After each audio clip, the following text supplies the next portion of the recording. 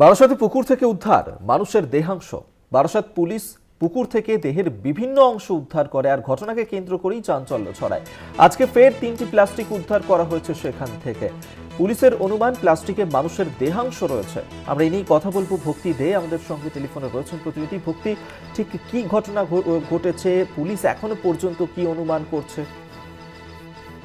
প্রথমে বলি, বারাসাত পৌরসভার 35 নম্বর ওয়ার্ড সংলগ্ন হৃদয়পুর 1 নম্বর বেঙ্গল কেমিক্যাল সংলগ্ন অঞ্চলে এই দেহের বিভিন্ন অংশ পাওয়া গেছে।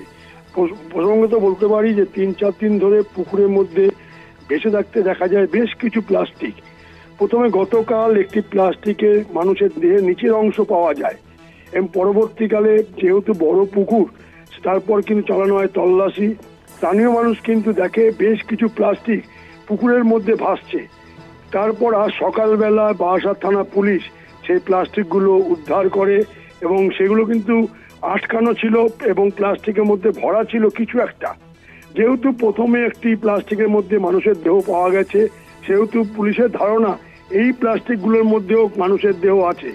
অর্থাৎ কিভাবে এই দেহগুলো আসলো, কারা ফেললো, কোথা থেকে খুন করা হয়েছে, সবটাই কিন্তু বারাসাত থানা পুলিশ তদন্ত করে দেখছে। গত 2-4 দিন ধরে এলাকা ধরে দুর্গন্ধ বেরাচ্ছিল, মানুষের সন্দেহ হচ্ছিল কোথার থেকে গন্ধগুলো আসছে। পরবর্তীকালে কিন্তু তারা শনাক্ত করে এই পুকুর থেকে গন্ধ ছড়াচ্ছে। তারপর পুলিশ এসে দেহগুলো উদ্ধার করে।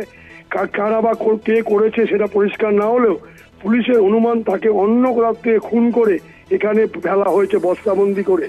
পুলিশ তদন্ত করে দেখছে।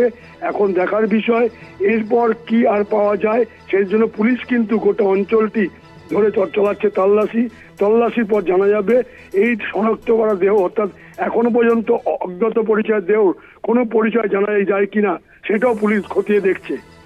ধন্যবাদ ভক্তি তোমায়। ভক্তি দে আমাদের সঙ্গে টেলিফোনে ছিলেন প্রতিনিধি।